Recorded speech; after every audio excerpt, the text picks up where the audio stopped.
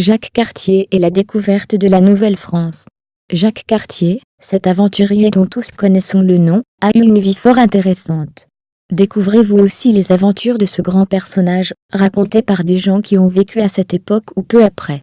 Un être bien apprécié par les Malouins et par nous. Notre histoire du Canada, d'un autre point de vue, à vous d'en juger. Vous le retrouverez sur Amazon. En voici un extrait, la débâcle des glaces au Labrador. À peine entré dans le détroit de Belle-Île, Jacques Cartier dut chercher un refuge au havre du Carpon, où la débâcle des glaces le retint bloqué jusqu'au 9 juin, et qui lui servit de base d'opération pour ses découvertes. Un spectacle impressionnant s'offrait à lui. Poussé par le courant qui sort du golfe Saint-Laurent, des centaines d'icebergs encombrent le détroit, tandis que la houle de l'Atlantique déferle sur eux comme sur des falaises. Une détonation sourde éclate, un des colosses, rongé par la base, vient de chavirer. De son séjour forcé, Jacques Cartier profita, pour dresser l'hydrographie de la côte du Labrador, semée d'îles, que séparaient des Trois Chenaux, les Belles-Isles, l'île Sainte-Catherine, les Havres des Buttes, et de la Baleine. Il reconnut une conque sans abri, qui fut appelée l'anse de Blanc-Sablon, sans doute en mémoire d'un combat livré, le 24 avril 1513, au nord de Brest dans la baie des Blancs-Sablons.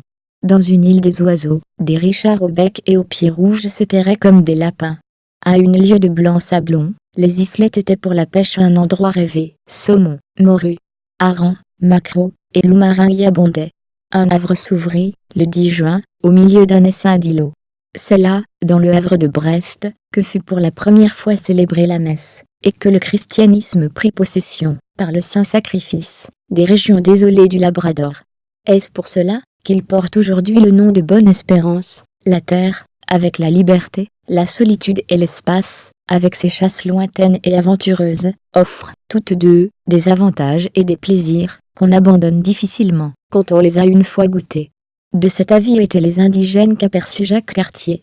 Des sauvages, qu'un rien effarait, pêchaient en canot de bois de bouleau. Les cheveliers sur la tête en tresse de foin, un clou ou des plumes fichées au milieu, des peaux de bêtes sur le corps, plus ajustés pour les femmes que pour les hommes, ces gens de belle corpulence étaient peints de certaines couleurs tannées. Ils n'étaient point du pays, mais venaient seulement pour la chasse et la pêche dans ces parages désolés, où abondaient les loups marins, et où ils abondent encore. Du Saint-Laurent à la mer glaciale, l'été dans le nord, l'hiver dans le sud, les loups marins forment la principale nourriture des Esquimaux, au Labrador comme au Groenland. Trouvez Jacques Cartier, et la découverte de la Nouvelle-France sur Amazon.